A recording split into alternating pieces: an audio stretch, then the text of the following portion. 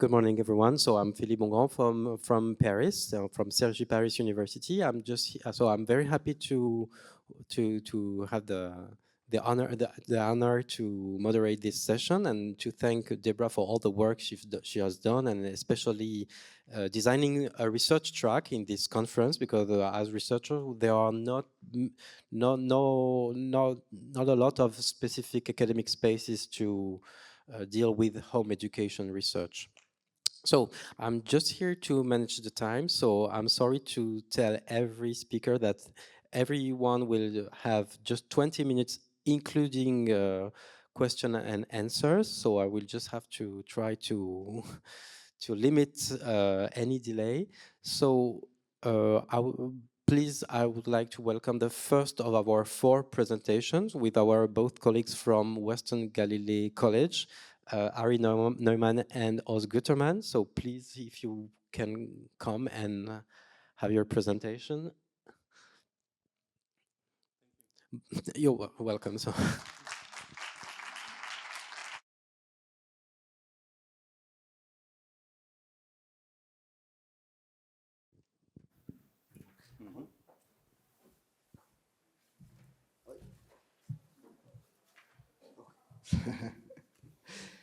Hello, everybody. We're so happy to be here. Such an honor. And we start by introducing ourselves. First, I would like to say that I'm humbled to begin this session, and thank you very much. So, my name is Ari Neuman, and I've been researching homeschooling for more than 20 years as an academic. And I was fascinated by homeschooling when a friend of mine, which was also a mentor, introduced me to the book written by Roland Mahan.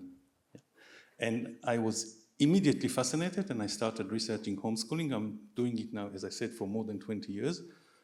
And I have my wife here with me, and she's taking pictures. And that's it, Oz. And I forgot to say that he has 3 beautiful children. I'm also a senior lecturer at Bar-Ilan University and West Galilee College, and the head of the professional committee of the Israeli Air Force School of Command and Management, and I have 5 beautiful children. This is not one of my children, that's my daughter's boyfriend.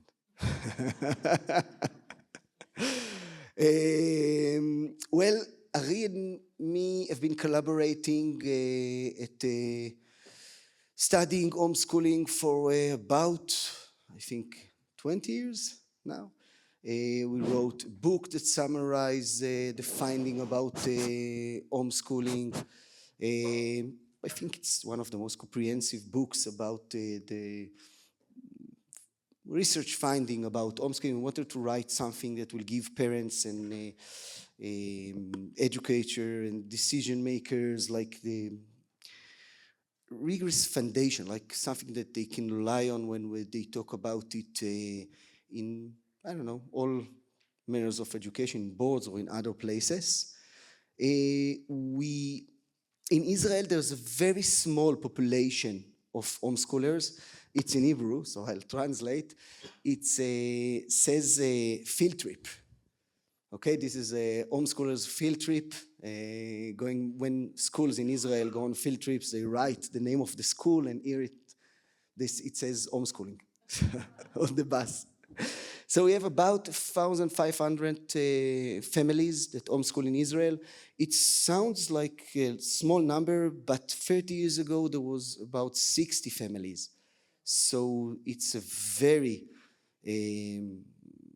sharp increase in the number and percentage of homeschoolers, and it's keeps on increasing. When we talk about homeschooling, well, you have to understand it also looking at the war that is now happening in Israel. As you all know, on the 7th of October, Hamas attacked Israel, killed many civilian babies, etc. Many people think that it's a war between Israel and Hamas, but it's not. They kill everybody that is not Islamic. It's not a national war, it's a religious war. There are no Christians, for example, in Gaza at all, because they have been killed.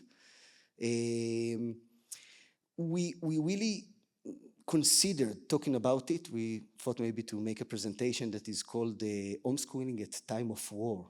And we said maybe it will be interesting to discuss how homeschool families handled the war, and the way we see they handled it differently. But we said, okay, let's not talk about war. If you want to talk about this issue, we are available during the recess, so you're all welcome to speak about it. We'll be happy. And we decided to talk about, well, questions that the research on homeschooling didn't answer. There are many questions that the homeschooling research is not focused on. If you look at the homeschooling research in general, it mostly deals with questions regarding achievements, and mostly academic achievements. Do homeschool children, do they fare better than their peers in mathematics, or in language skills, or in academic achievement in the college or university? But there are much less, well, there's much less studies that have looked at emotional aspects and the way that homeschoolers look at studying. What is studying? What do we think when we see studying? And this is very important because 21st century skills mainly say that we have to study all the time. We don't finish school or finish college and that's it. We finish studying. The reality changes so rapidly that we need to keep on studying. So we wanted to look at this specific question. We have conducted many research, but a lot of research. Excuse my English, by the way. I'm sorry for abusing the language. You'll have to endure. So let's look at this specific topic. Go ahead. Okay. And now I pass the mic to Ari. Oh, I have my own. But give me the clicker, please. We have only one. So which one is this one, right? Okay.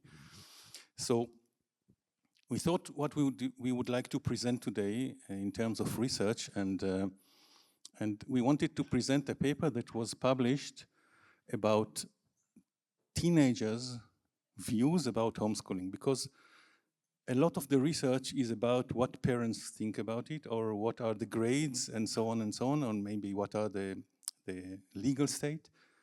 But we thought it would be very interesting to ask the children, what do they think? And we wanted to ask teenagers.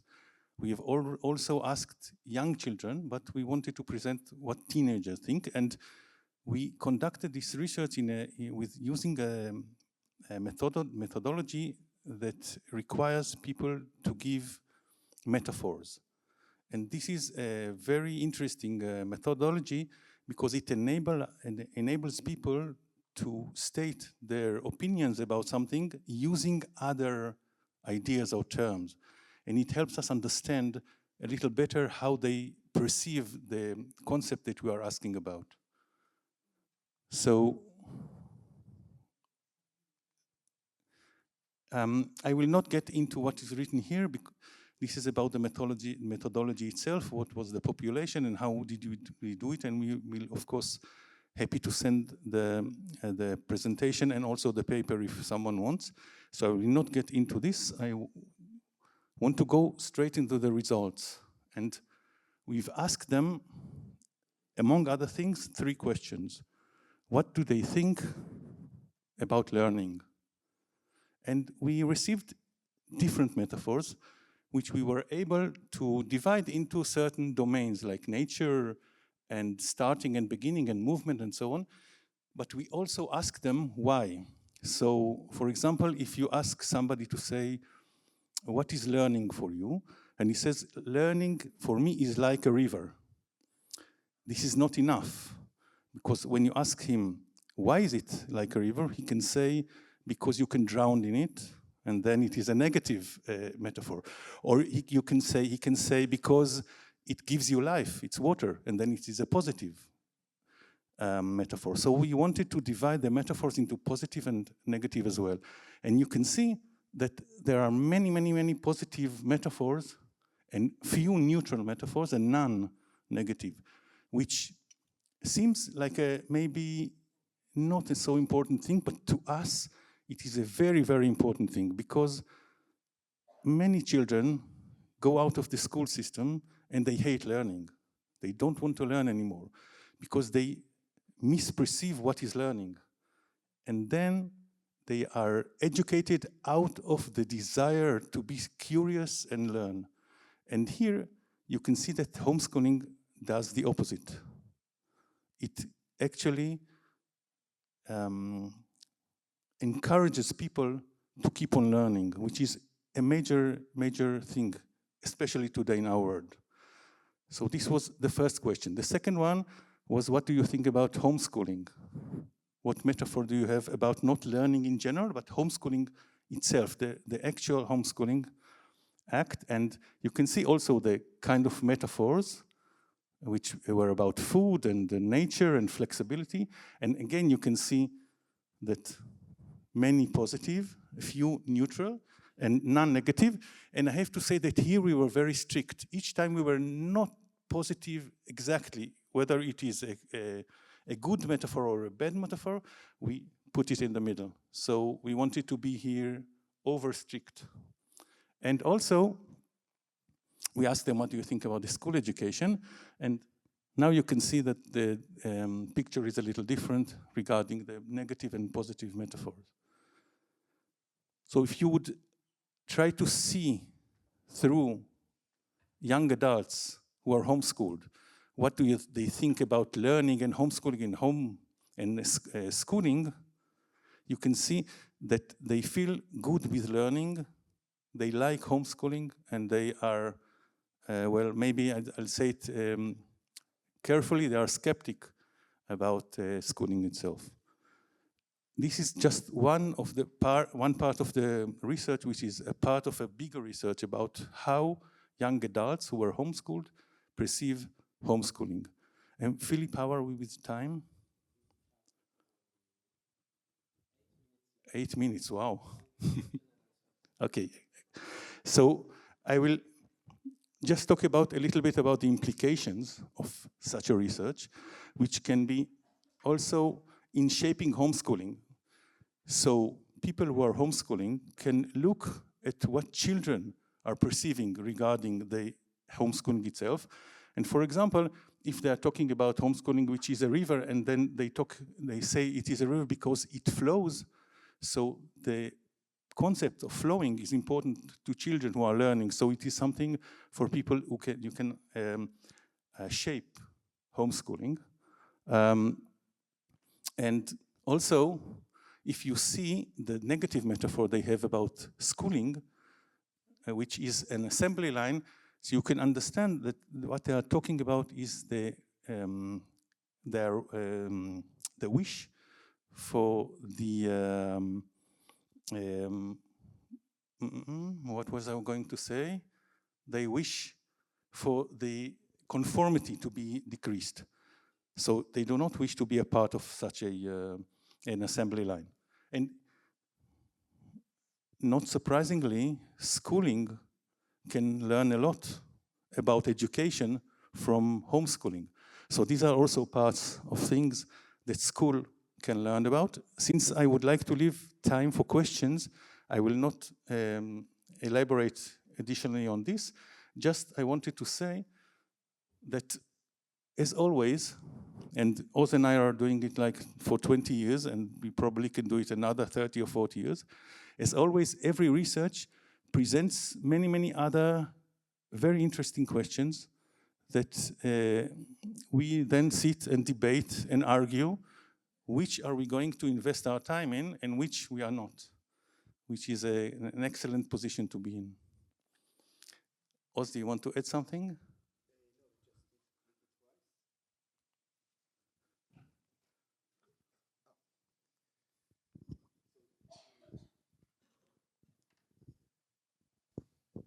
So this is maybe time for questions. We try to do it as quickly as possible.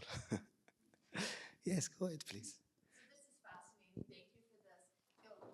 Speaking about future research, past research that you've done, what would you highlight to us? Also, what are some unique insights from the past, from your work together? And what will you be working on in the future? Let's both answer it. Let's both answer it and see if we have different answers. Anyhow, I don't have a microphone now, so you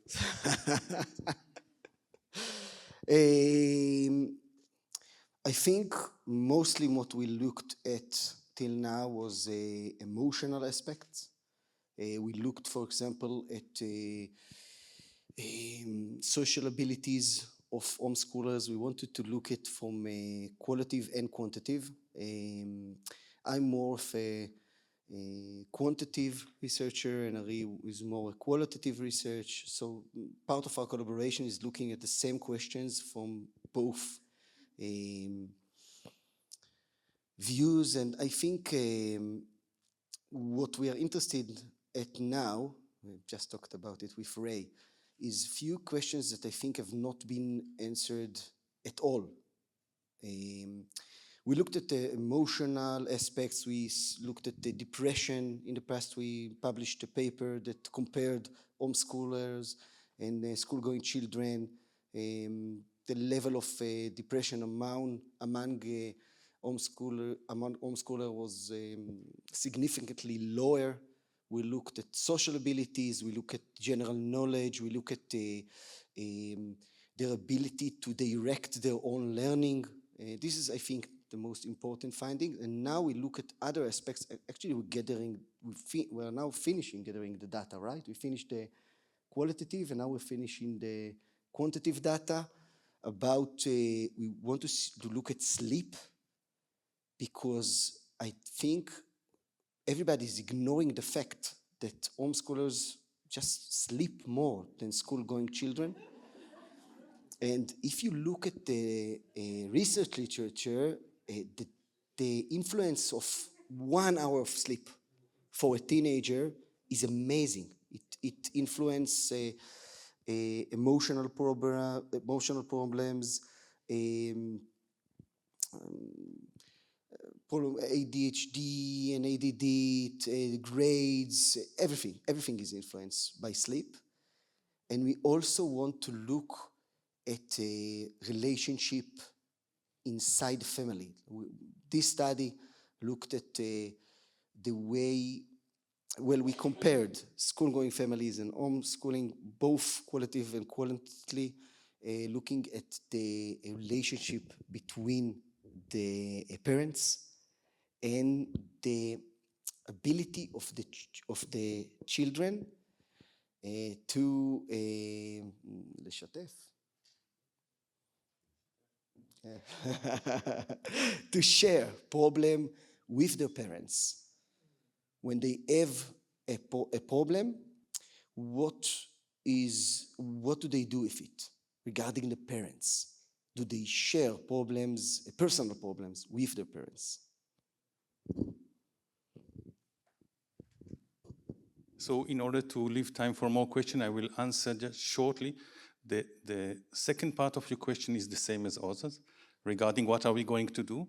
And something that I would highlight, I think, relates to what Dr. Brian Ray said earlier. There is a very annoying misconception about what is success. And usually success is measured by what that you are replacing school with. So does homeschooling do as good as schooling in terms of grades? But it is an annoying misconception, because you have to understand the goals of the process. And if the goals of the process are to get certain grades in mathematics, then it's okay. But many parents has different goals. So you have to begin with asking what are the goals of the process, and then how do the process is actually being done, and then what are the results of the implication. And we have a paper about this, which I think is, I like it. I like this paper, yeah. Thank you. And we are not biased at all. No, not at all. Please.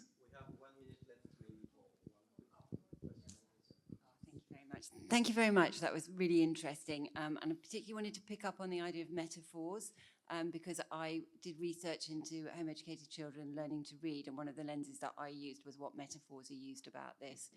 And there is a paper, which I don't know if you've come across, by somebody called Anna Safard, and I can't remember its title, but I can easily find it for you if you're interested.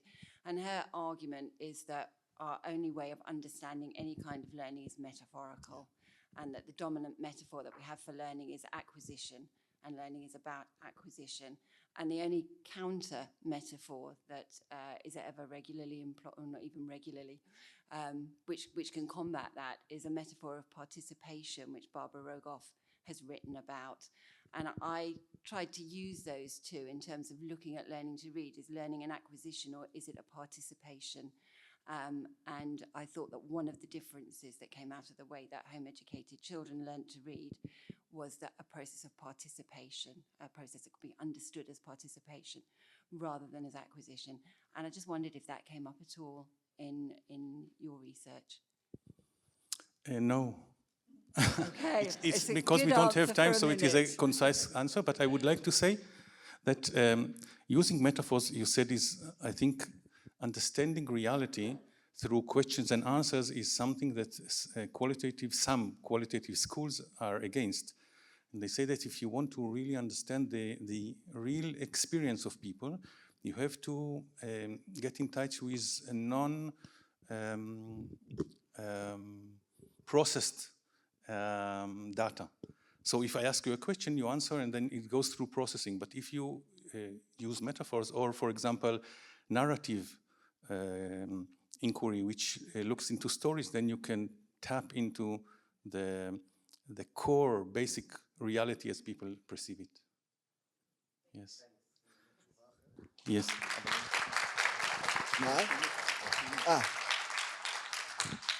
Philippe, thank you very much. Thanks a lot. I'm calling now the next presentation. So please, Catherine, just if you can come here. Sorry. Yeah.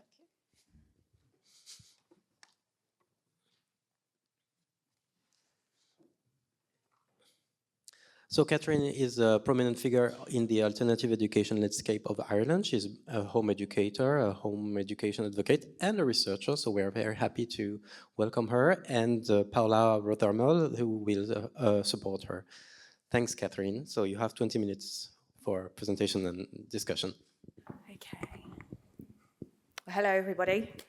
My name's Catherine Sunshine. I'm here to talk to you today about my research, home education in Ireland, the who, the why, and the how. And Dr. Rothermel is going to be taking questions with me at the end. And I'd just like to thank Dr. Rothermel for her supervision of this study. I really couldn't have done this without her expertise. So thank you very much. Okay, so first, I would like to thank the home education community for their support and participation, and I would like to give a special thanks to Kerry Logan. She was a long-standing member of the home education community who recently passed away. One of her final acts in supporting her community was taking part in this research, and that is why today's presentation is dedicated to her. So, a brief history of home education law in Ireland. Article 42 of the Constitution grants parents educational freedom. Home education was unregulated until 2000, when the Education Welfare Act brought in a system of application, assessment and registration. The Child and Family Agency Act of 2013 transferred oversight of home education from the Department of Education to TUSLA, which is the National Child Protection Organisation of Ireland. Then came the case of Sunshine v Tuzla, which had implications for home educators nationally, requiring Tuzla to amend its policies. And lastly, in 2020, SI 330, as it's commonly known, brought in further regulations for home education. So, gap in the research. Home education is the fastest growing educational choice in Ireland, with applications to home educate rising by 274%. This increase occurs amid significant policy changes, with scholars arguing for objective research to be conducted before governments place any limitations on home education. Yet Ireland lacks empirical research compared to other European countries. This study set out to provide a snapshot into the lives of home educators. To achieve this, the following research questions were developed. The who. Is there a typical home educator, and if so, what does that look like? The why. What factors influenced families to home educate? And lastly, the how. What methods do families employ in their delivery of home education? So this was a feasibility study where parents were asked to complete a questionnaire and provide feedback. The questionnaire consisted of 85 questions. I know it's a sin, isn't it? Comprising of a mixture of question types, with those requiring most participant engagement placed at the start to mitigate participant fatigue. It did work a little bit. We'll get there. You're tired hearing me say that. Sample criteria. So, whilst there is no objective definition of what it is to be a home educator, drawing on explanations offered by other academics and expanding the inclusive criteria, individuals were invited to take part if they considered themselves to be a parent, guardian, or primary caregiver to a child aged between 2 and 18 who oversaw the deliverance of education that was provided primarily within the home setting, independent of the formal school context. So it was noted that the nature of the group being studied limited sampling methods to non-probability based, and mixed method sampling was preferable. Flexibility in the recruitment process was adopted, initially using snowballing, but then moving towards a hybrid of snowballing and convenience sampling methods. This study consisted of 13 participants, 9 sourced from snowballing, 4 from a combination of snowballing, and we are on the wrong slide, but we're getting there. There we go. So yes, 13 was considered a sufficient number for a pilot study. Barriers to participation. Okay, we're doing fine. The main barrier to participation was the perceived risk of harm, and that stemmed from previous researchers' unsuccessful attempts, which left some home educators feeling profoundly distrustful and misrepresented. Because home educators had this distrust of researchers from outside the community, the most effective way of overcoming barriers to participation was to be perceived by the community as one of them. This ethnographic element of the project was critical in gaining the community's trust. Taking time to address individual queries directly brought clarity and reassurance to potential participants, and using sensitive language made the community feel respected and understood. For example, using the term home education instead of homeschooling. Recruitment strategy. Are we on the right? Yes, we're doing right. Participants were recruited directly with assistance of gatekeepers and through advertisement in home education spaces on social media. My favourite bit. Oh no, nearly. Questionnaire feedback. Most participants left feedback, with all responding positively to the participant incentive, and 79% left their contact details so they could be contacted for future research opportunities. A third or so gave feedback about the survey length, giving mixed reviews. In responding to questionnaire feedback, a participant incentive would not be used in a larger scale study due to the reduced likelihood of Research Ethics Committee approval in Ireland. the risks of fraudulent responses for financial gain, and the counterproductive nature that financial rewards can present. And lastly, a shorter questionnaire would be developed. Now, the best bit, the results. The WHO. So the US Department of Education in 2021 found most home-educated children came from a two-parent household. In this study, all participants were mothers and 76% had a male spouse. Ray found in 2010 that 81% of home-educating mothers were not in paid employment.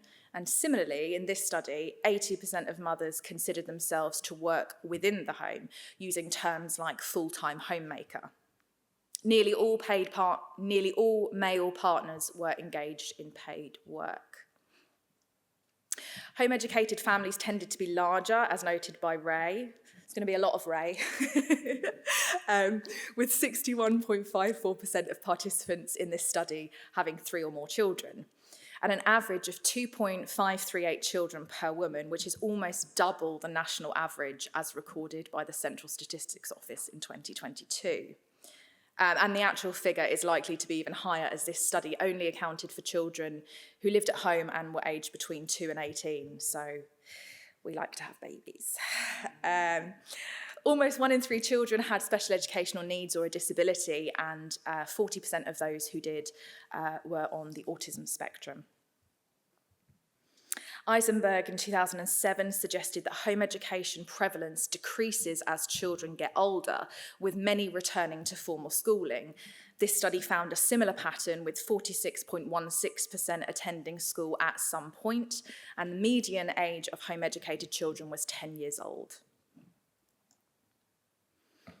Home ownership was 12.15% below that recorded of the general population in 2022, and nearly half were in receipt of means-tested social welfare payments. And 2/3 of home educators' net household income fell below the median household income for the general population in 2023. No one in this study had an income over €80,000, yet 1 in 3 US home educators has an income of over $100,000, as reported by the US Department of Education in 2021.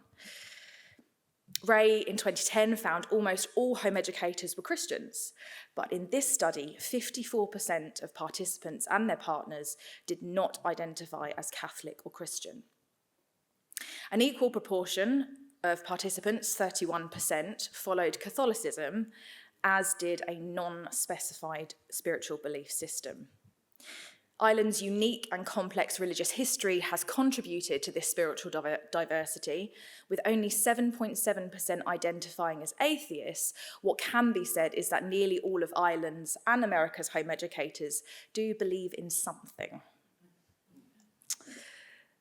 Gavaza et al. Found lower vaccination rates amongst home educators. Did she go there? Yes, she went there. And in this study, only 15% of children were fully vaccinated. Shock horror. With parents citing beliefs in natural immunity, delayed vaccine schedules, and concerns about experimental vaccines. Home educators not only expressed an active interest in their child's physical health, but also their psychological well-being, with 76.92% of parents following attachment-style parenting. A focus on positive connection within the home extended to family pets, with 84.62% of families owning an animal. I'm guilty of that one as well. Weiss in 2023 noted that European research suggests securely attached children are likely to adopt the political ideology of their parents. With attachment-style parenting being popular amongst home educators in Ireland and a growing alignment with left-wing ideology, politicians should be mindful of this group's political leaning and the likelihood of a second wave of liberals as home-educated children reach adulthood. Whilst liberal in voting behaviour, home educators' traditional familial structures and spiritual beliefs suggest a new breed of voters may be on the horizon, who reject and accept, in part, both left and right-wing ideology. However, overall, home educators appeared disinterested in politics. with 84.61% not knowing about changes made to home education regulations in 2020, and having a voting turnout for the same year, general elections, 12.9% lower than the national turnout. Of those who did vote, votes were predominantly for parties on the left, which Castles and Mayor note to be in contrast to Ireland's voters of the 1980s, where the population predominantly identified as right-wing. In 2021, Muller and Reagan share that the Irish voter has transitioned to adopt a centre-left position, and it can be noted that in the 2020 election, voters' income played a key role in self-identifying as left-wing. Those who had low or middle-range incomes were most likely to self-identify as left, and in terms of voting behaviour, vote for Sinn Féin. The correlation between voting behaviour and income level was also found in this study. Despite over 3/4 of parents having negative experiences themselves with formal education and believing exams to be of limited benefit, all parents were supportive of their children going to university and taking exams. Ray found home educators had more formal education than the general population, and this study also found high levels of educational attainment. In fact, Ireland's home educating mothers were more educated than their US counterparts. Yes! We've got to beat you guys at something, haven't we? Stemming from the dissatisfaction with what the school system could offer, as noted by Neuman, all participants said they home educated because they believed they could provide a better education than schools. And 53% said they were motivated by the opportunity to provide an individualised education. In the US, Redford et al. Found religion was a motivating factor to home educate for 64% of parents, and Rothermel's 2003 research showed 13% said the same. In this study, religion accounted for only 7% of responses. Of notable interest was the proportion of those who were home educating non-electively and those concerned about the sexual health curriculum being taught in schools. Are we on the right slide? Next slide. The how, yes. Perfect. Over half of mothers said they were the primary facilitators of their children's education. The majority of participants did not use a specific methodology, but among those who did, about 2/3 preferred Montessori or Steiner methods. 86.43% did not follow the national curriculum, although nearly half incorporated other curriculums to some extent.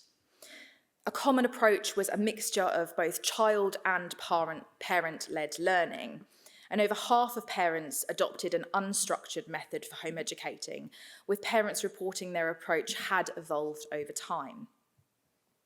In most families, formal learning activities like project work or workbook exercises occurred in the mornings, with afternoons dedicated to informal learning through play and child-led activities.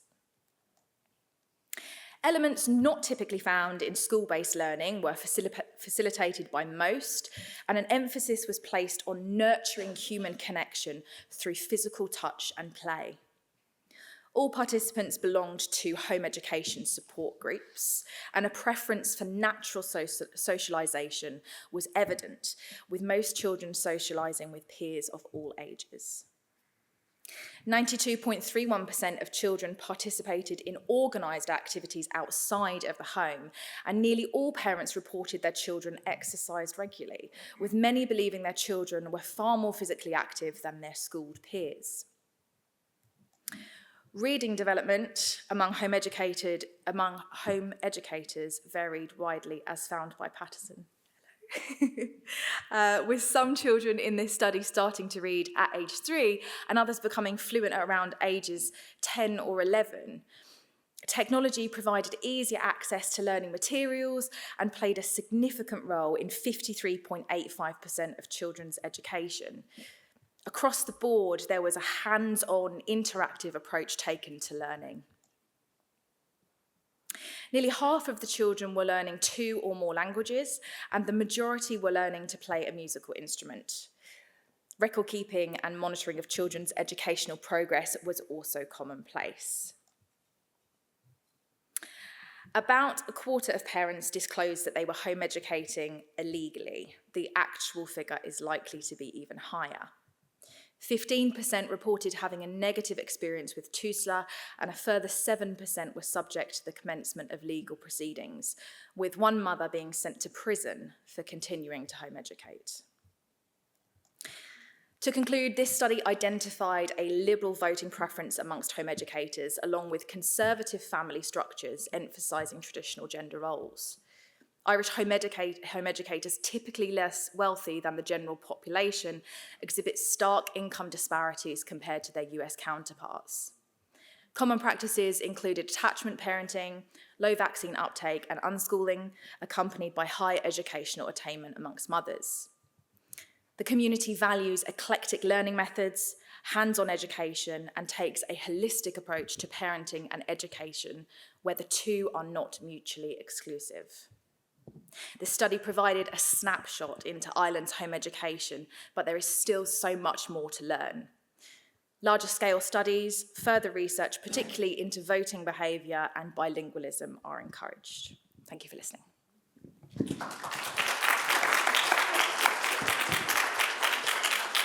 Well, many thanks. So we have 2 minutes for quick questions and answers. Someone want to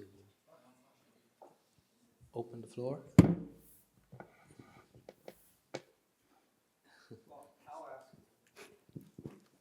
Might be related. I'm sorry.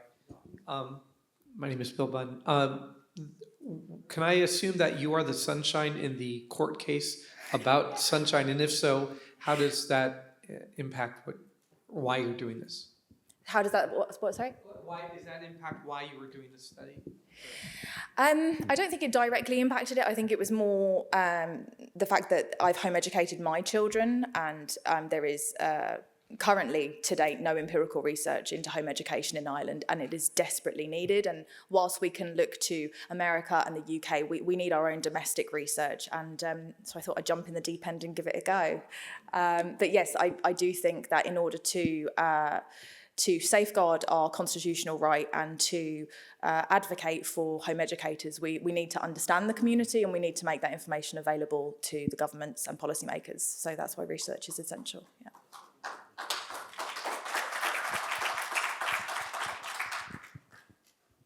To what degree do you think that your sample was representative? It's not an attack on you. Just what's your gut level feeling of whether it's representative of what's going on in Ireland? So, as the home educating mum, not the researcher, I would say it's bang on the money, right? Because I think when you home educate, you know you can get a feel for the community that you're part of and the people that you're around. You know, putting my academic hat on, there's no way that I can say that a feasibility study like this, you know, could possibly be, you know, generalised to the whole population. That is why we really do need larger scale studies. This was just kind of, you know, dipping our toe in the water, so to speak. And we really need funding. We need other academics. We need help. So yeah, I hope that answers your question. Yeah. Okay. Thank you very much. Thanks a lot. So our third presentation will be held by Angela Watson. So Dr. Watson is an assistant professor at the Johns Hopkins School of Education, and among her many research activities she created, and she's running a homeschool hub, an online resource you will maybe comment on. Yes. Thanks a lot, Angela. Hello, thank you very much for having me. I'm very excited to be here and to learn from all of you. This has been really interesting so far. So I'm going to share a little bit today about regulation, everyone's favorite topic when it comes to homeschooling. Regulation dynamics in American homeschooling and how those have changed over time. We're going to compare that to private school sector and what that looks like between the two. So I'm Angela Watson. I am a researcher at Johns Hopkins University. I won't go into all of this because I have a few more slides than time, so I'll breeze through this first bit. But we recently started the Homeschool Hub. So in the United States, we have 50 states. Every state has a different policy. If you want to look at homeschooling, you have to go state by state. It's a very onerous project. So what we did with the hub is collected all of that information, put it in one place. We also collected all available data, put it together in one place. You can come and click one button and it will download all available data for the entire country. And then you can sort through that data and use it for whatever you need. So with the goal of really removing barriers and trying to incentivize research in that way to help researchers, we've taken a lot of that work out of collecting all of these data. Why is this important? In the United States context, homeschooling right now is at about 5 to 6% of our entire K-12 population. Doesn't sound like very much, maybe, but what a lot of people don't know in the US is that only 9% of students in the US are private schooled. So when you think of, we hear about private schooling, 7% of children in the United States attend charter schools. $35 million was pumped into a new charter initiative in research in the last year. And so when you think about the amount of research, the amount of focus, the amount of funding going into researching charter schools versus, a similar percentage of children in homeschooling, there's a great lack in the amount of funding and research that's happening. This is just a brief glimpse of what the data look like. This is for Arkansas. So on the hub page, here's a view of the longitudinal data.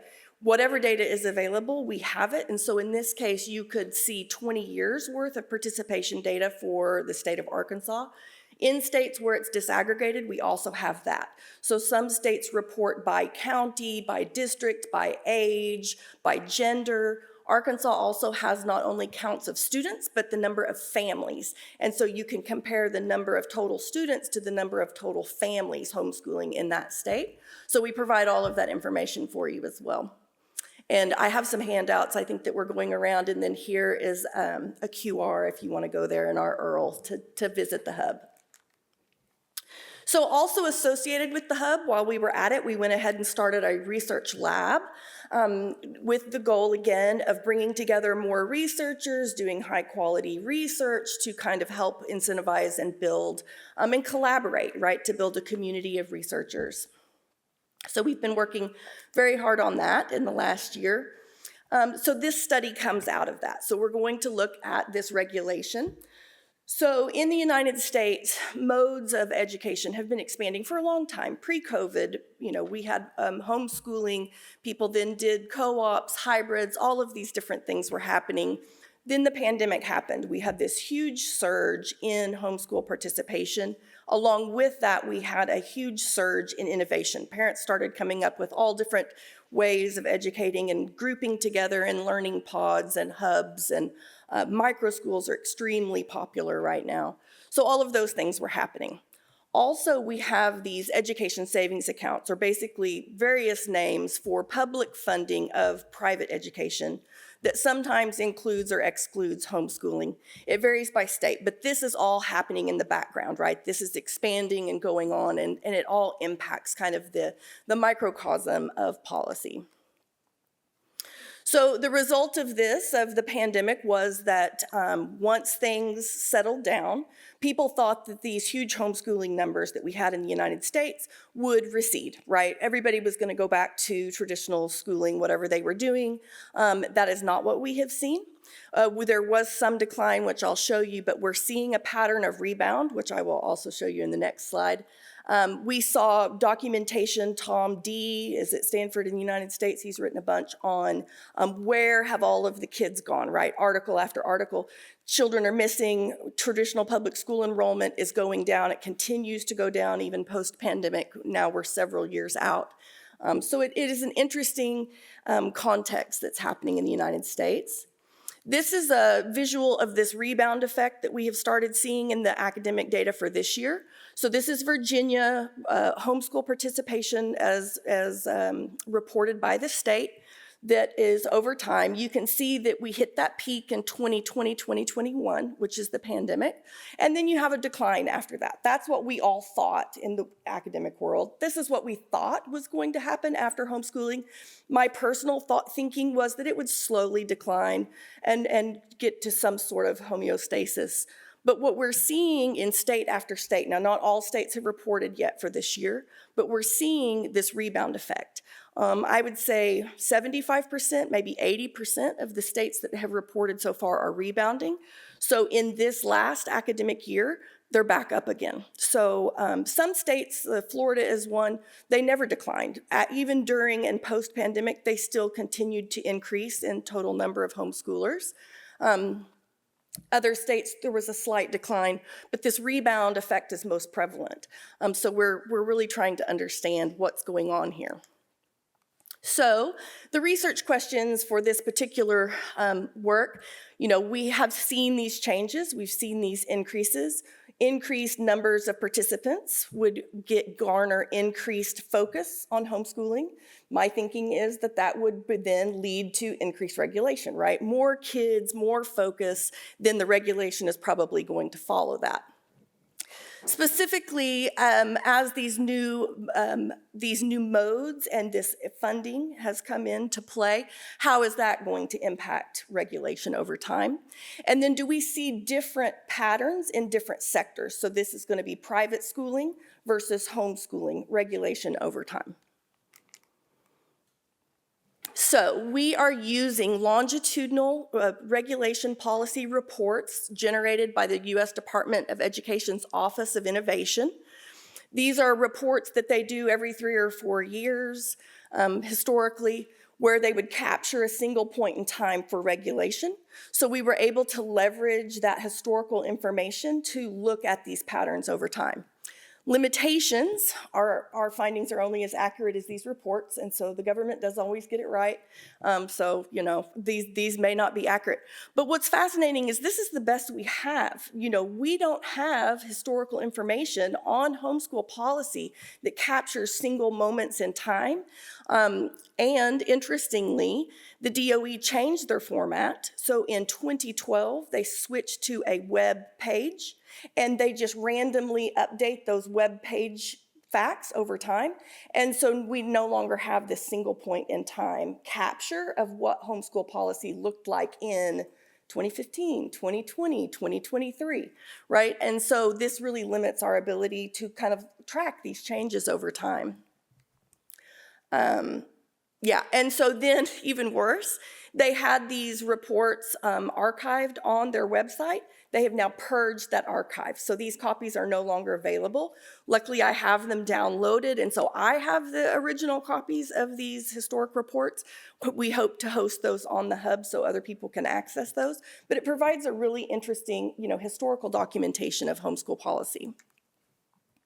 Okay, so the 2 hypotheses really that I worked from, again, increasing participation is going to increase regulation. This increased funding situation might increase regulation. And then if there's an increase in private school participation or regulation over time, it stands to reason that they would also increase regulation in homeschooling over time. That seemed to make sense to me. So first we're going to go through private schooling. I'm going to show you a map, and there are various colors on here. I didn't make my font yellow because it wouldn't show up on the slides. So light yellow on the map will indicate approval required, and this is for private schooling. Yellow, darker yellow, will say that there was a licensing required in order to have a private school in the state. Orange means that there was registration required by the government in the state to open a private school. And then red is accreditation required. And these were categories delineated by the DOE. Okay, so here we have private school regulation. This is what private school regulation looked like in 1993. You can see only one state, Tennessee, required accreditation, and you kind of have this mix, with most of the states not requiring anything in particular when it comes to homeschooling. Oh, okay. Here is a similar map for 2000. Here is 2009, and so you can see that it's becoming more and more colorful as time goes by. And here is 2012 plus, where the DOE quit collecting all of this information. More colorful, more states, more red, right? So more states are requiring accreditation, which is a higher bar than the other colors. Okay, so we'll switch to homeschooling because I know that's your bigger interest here. So overall, regulation of private schooling was going up over time, becoming more stringent, more states implementing some sort of policies.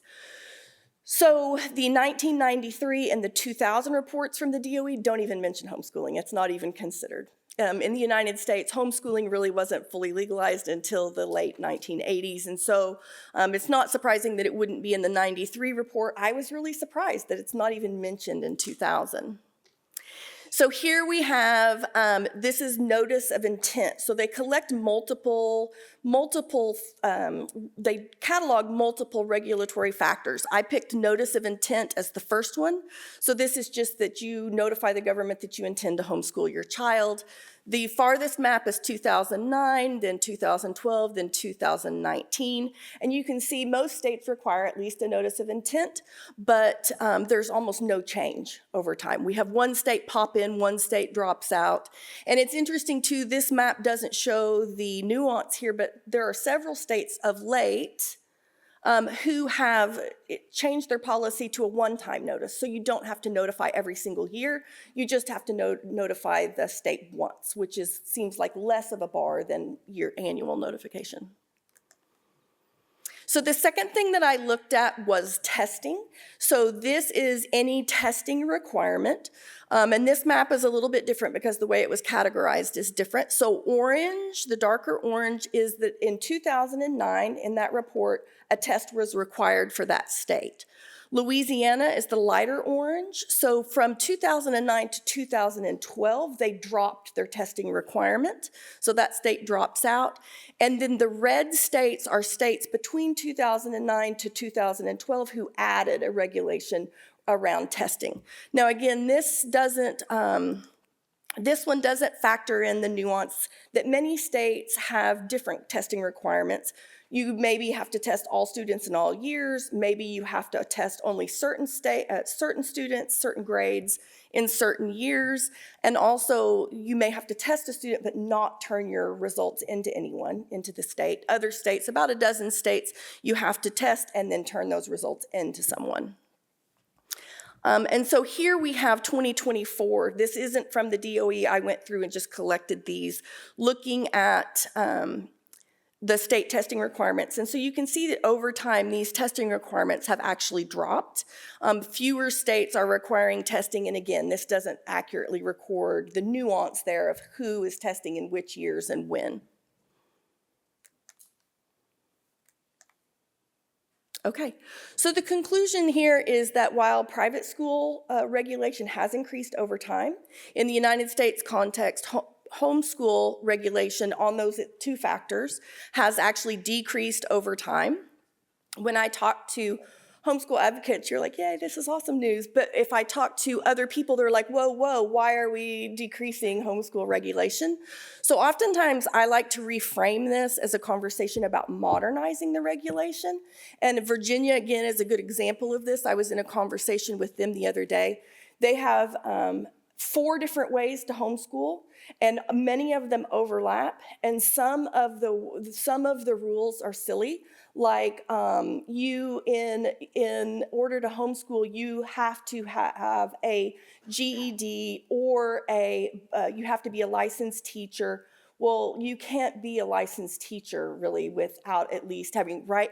And so why do we need to have all of those different things? So they're really trying to collapse a lot of that regulation into a single regulation so that it's not so confusing. And so I really talk about this with people as modernizing the existing regulation, and which is more of a less alarming thing maybe to people who are skeptical of homeschooling or do want it, are concerned about the lack of regulation, to where we are only asking for things that we really need or think we need instead of, everything plus the kitchen sink. So thank you very much. Any questions? Glad to speak with you and anxious to talk to people about the hub as well.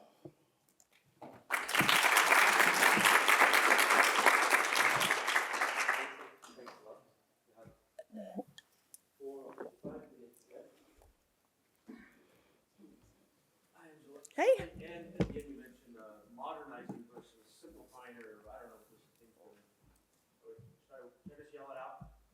So modernizing, simplifying, whatever you want to call it. But at the very end, you said less or modernizing rather than what we really need. What does that mean? Who's we and what do we, they, whoever we is really need? Right. You know, I try as a researcher to stay out of the what we need. I think, you know, there are obviously competing forces there, what the homeschool families think that they need, and then what these government agencies think that they need. And, you know, those are definitely competing forces. Yeah, but definitely asking for nonsense things that no one seems to need and that aren't useful for anything seems like some of those things could go.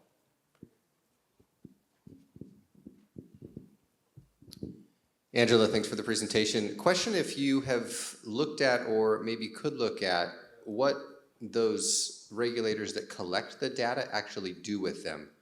There's a lot of discussion that many parents like us are turning in assessments, and I talk to legislators that say they're never ever looked at. Is there a way to examine that from a perspective? Yes, I mean, I think that is something that we could examine, and those are the things that I think we need to shine a light on, right? And so I think that is a place where the hub has some power and some place that it could be leveraged, where we just shine a light on some of these things that seem kind of silly. Like, it seems silly to me to make a family pay, right, especially, to take the test. Some states offer the tests for free or offer some sort of a voucher or something. So at least they're compensating families for the cost of the test. But it does seem silly to make these families test and then not even, in many cases, they don't even turn it in at all. They don't have to turn it in to anyone.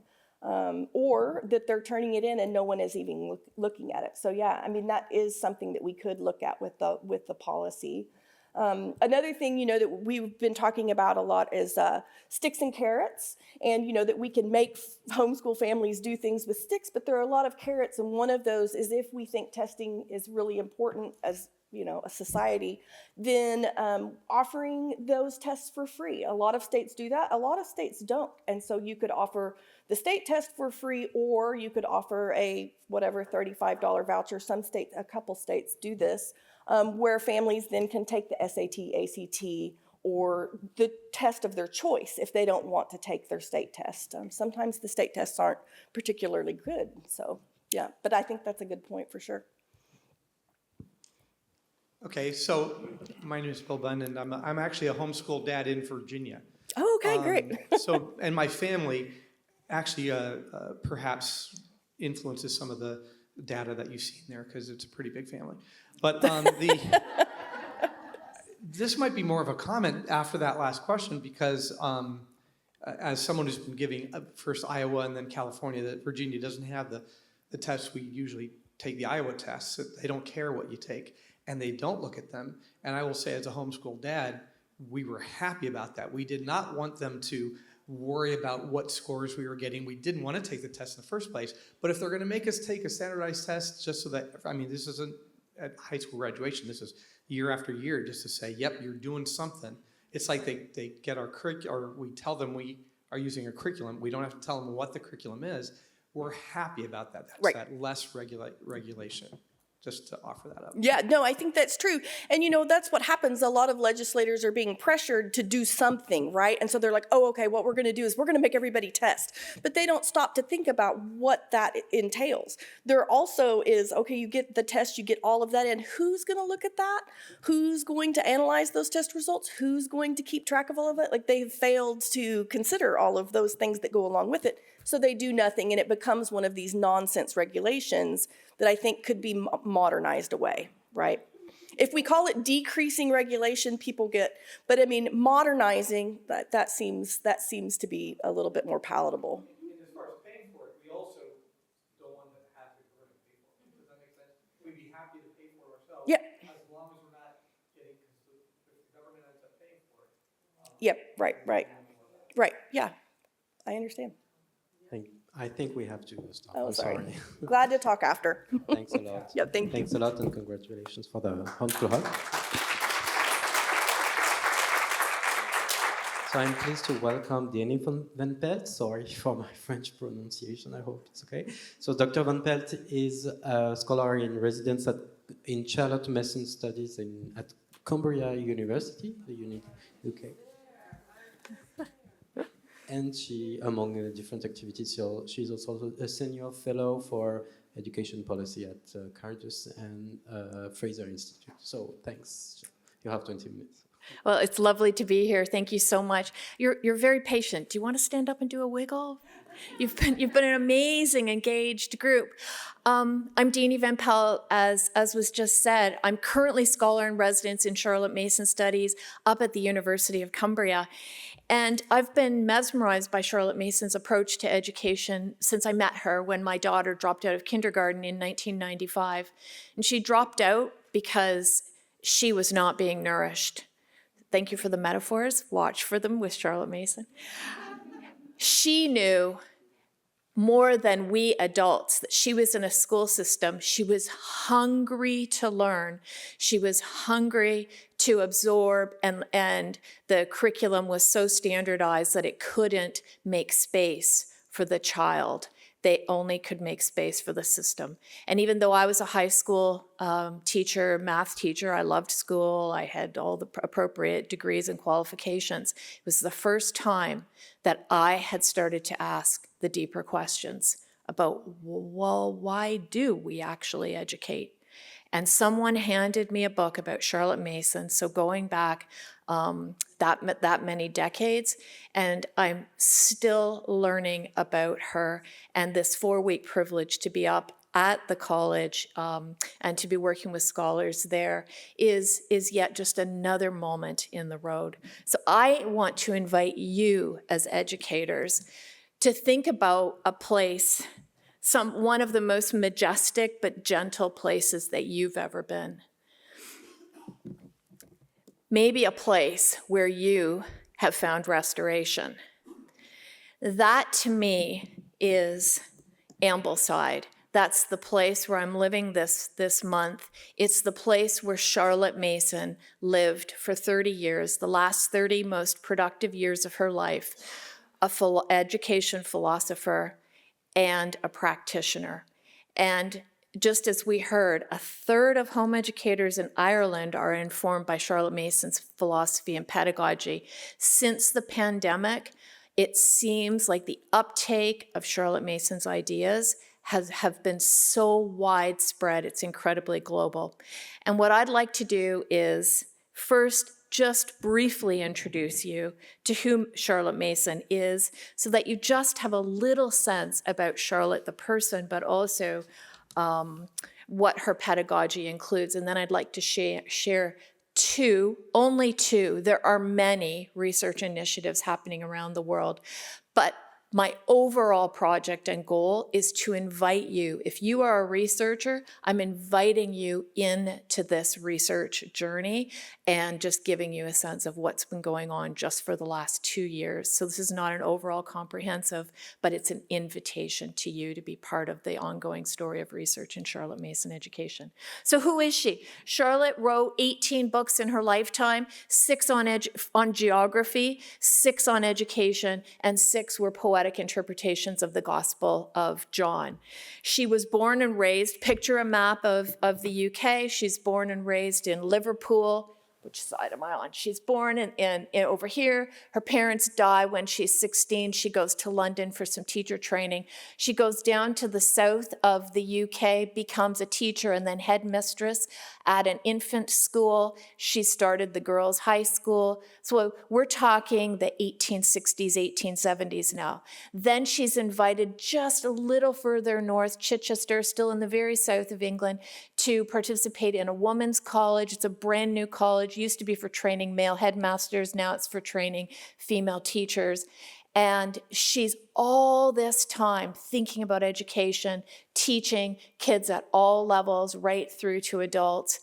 and then she has some sort of a breakdown, a time of rest. She goes and works in Bradford. Now she's in the center of England, and it's 1885.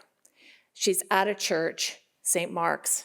They need help restoring the building. She cannot give money, but she says, I can give a series of lectures, and you can charge for tickets, for entry.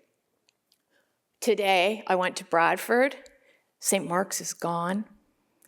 But the lecture series she gave is a book called Home Education. And to this day, it's being translated and reread and used as the basis of understanding her ideas. So what she did after going to Bradford was move up to Ambleside in 1890. So she gives her lectures in 85. In 1890, she moves up to Ambleside and becomes this incredibly productive woman all around her philosophy. She starts a union of parents with chapters all across the UK and then around the world. She establishes a journal that she's editor of for 30 years, all about education. It publishes every month for 99 years. She founded the House of Education, which is the teacher training college where I am right now. That is now part of the University of Cumbria, and she started a network of schools. So while she supported home educators, and at the heart of her philosophy was the role of parents and the work that they would do with the child, she also supported working together in organizations and founding institutions and establishing regular organs and mechanisms that would outlive her. I think we can all learn from even that act. What are her key ideas? So I'm sorry, there's the dates. And what are her key ideas? That the child is a person, and this is absolutely critical. The child, she does not view as an individual. The child is a person. Now, women were only declared persons in Canada in 1929. 1885, she's saying children are persons. But we know philosophically that personhood has this notion that you're born into relationships, you're born for relationships. So the metaphor of relationships permeates her entire education philosophy. Secondly, all of knowledge comes through atmosphere, environment, and a way of life. She uses the metaphor of feast, that the child digests and processes. Thank you for setting the stage. I love the book ending here on metaphor. Education is all about the processing, the ingesting. When the child narrates back, when they speak what they have just heard about, that is not only a test of sorts to see what they know, but the very act of speaking through their oracy, they are processing what they have heard and making the knowledge their own. So it's child-centered without being child-indulgent. And that's the nuance with a Charlotte Mason education, that there is a whole banquet of knowledge for them to be entered, to be invited into, and that we would do it. Our practice would be through inviting them into the humanities, use living books. She's hesitant about textbooks. She calls it pre-digested knowledge, and they're fine later in a child's education. But at the beginning, invite them into the ideas, picture study, music, history, geography, invite them in through living books, which is beautiful literature, which obviously is story, which means you touch the emotions of the child. We now know through brain research that when the amygdala is stimulated, that then learning happens better. She didn't have the brain imaging that we now have, but she knew that to invite a child into knowledge, we would do it through story. That would be the primary gateway. Nature literacy is so important for her, that the child would know that every plant, animal, insect, land formation within a mile of where they live. And on that foundation of a relationship with the world around them, they would then build out into further and deeper and more sophisticated types of scientific knowledge. And then, of course, the use of the hands. So making, experience, building, producing. So you get the idea. She has a very whole philosophy of education, that that she then articulated into 20 principles in the early 20th century. And out of that, we can take her ideas and apply them using all of the technology and the texts and the books that we now have today. Here's one quote. I mean, her books are so beautifully written. The mind is capable of dealing with only one kind of food. It lives and grows and is nourished upon ideas only. Mere information is as a meal of sawdust to the body.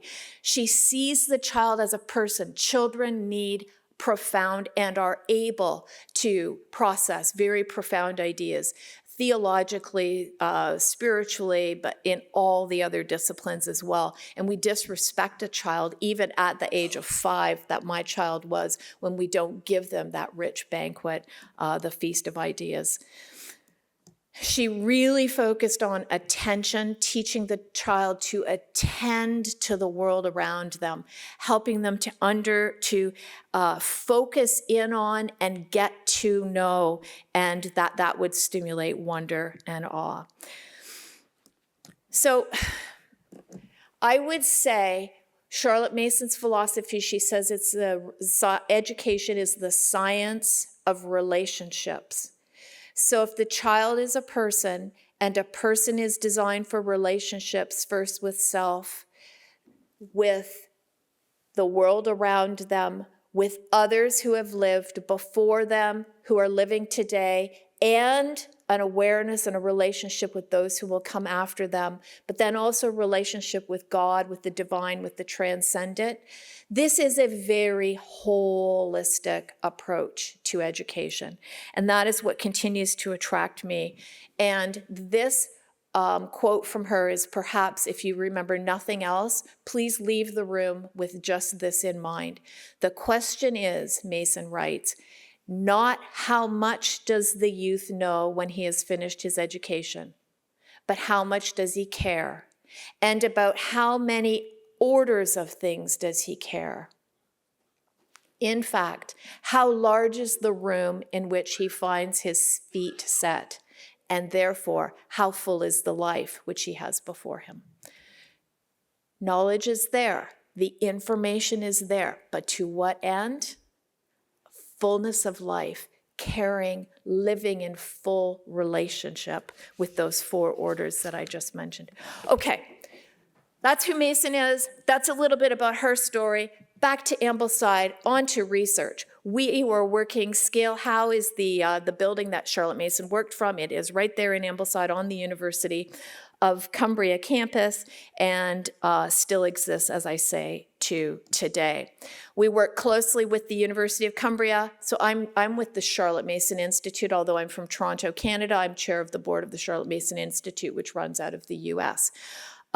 We work with the University of Cumbria. We also work with the Armament Museum at the base of the campus in Ambleside, and they hold the Charlotte Mason archives. So with the collaboration with those 3 institutions, we have been very involved in the last 2 years in research, and this is what I want to share. 2023 was significant. It was the centenary of Charlotte Mason's death. I know it's awkward. We just call it the centenary. But she died in 1923. So we thought in 2023, if we could gather together scholars and do research together, or if we could first have a conference, but then also produce works on her ideas and how they relate to education today, that would be the pivotal year to do that. So we hosted the Centenary Conference last July. It was sold out. We had attendees from 12 different countries. We had over 45 speakers at that conference. And the president of the university, she came in, I think she's called vice chancellor, she came in and she said, I have never felt the energy in a conference on this campus compared to what I'm feeling here today. There's an aliveness, there's an attentiveness, there's a hope that people are finding in the ideas that we were sharing. So what I just want to share without getting too terribly into the details is, on the first day, it was a 3-day conference, the first day we focused on Charlotte Mason's legacy. There's a whole bunch of research we can still do on her legacy, her biography, who she was. And some of the key contributors there, Dr. Jack Beckman, Nicole Hutchinson, a charter school leader, various professors of education at the university, etc. Then the second day, we focused on out-of-door education, the nature literacy. That is one of the key concepts in Mason's idea. So we had leading speakers. We had somebody from a school, a Charlotte Mason School in Cambridge, the Heritage School, came up and spoke about that.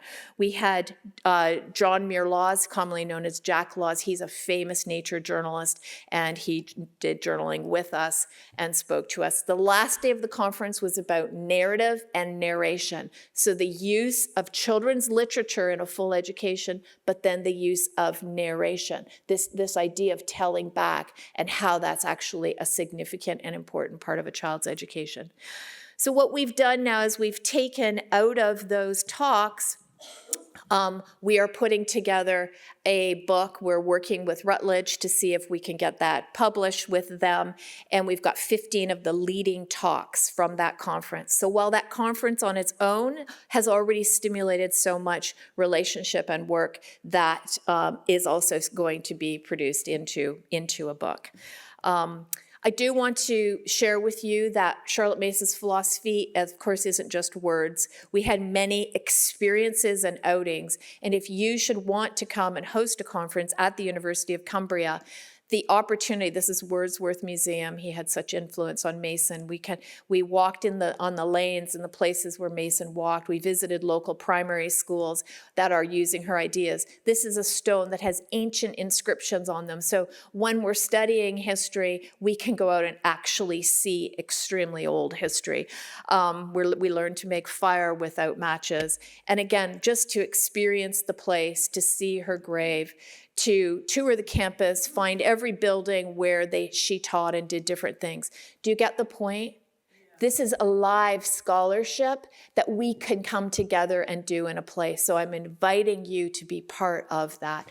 And finally, this is the practicing school. Finally, what I want to share is the monograph series. I'm the editor. We produced 18 monographs. I have some copies here if you're interested in a copy, but you can certainly Google it.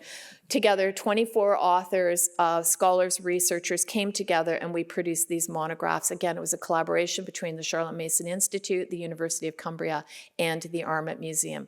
You can get them online through Amazon, other ways. But I just want to share with you two that I was able to author. And I just want to show you that if you have a particular area of interest that can relate to Mason, we can publish. So for me, it was her great recognition, an insight that she had in Florence in 1892 about the role of the Holy Spirit in education, and a fresco from the 1300s.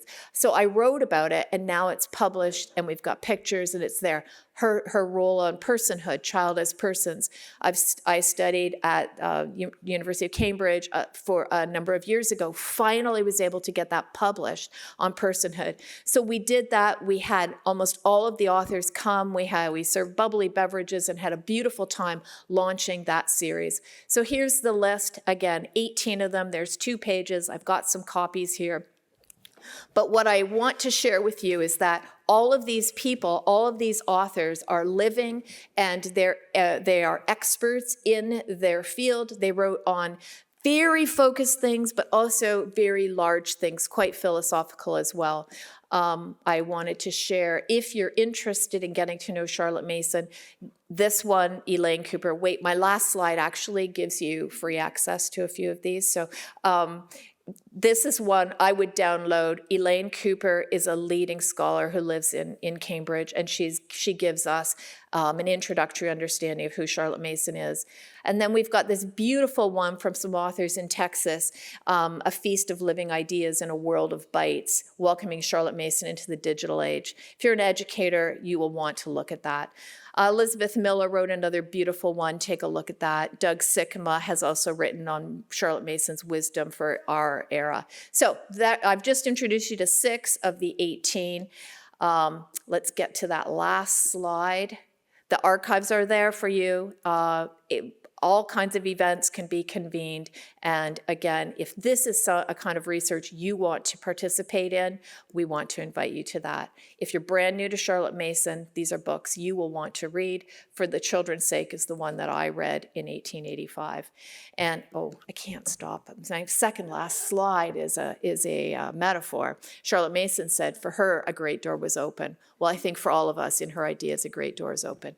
And there you go. You can attend our conference in Kentucky, which is happening in 2 weeks. You can attend virtually, and here's a 50% discount. But you can also visit our shop, and we'll give you $25 to spend. And I think each of those monographs are about $8 each. So you can access and get to know Charlotte Mason and the current scholarship that's happening. This is by no means comprehensive, but it's a little picture of some of the work that's being done. Please reach out to me, Deani, at cminst.org, and I would be delighted to talk with you further.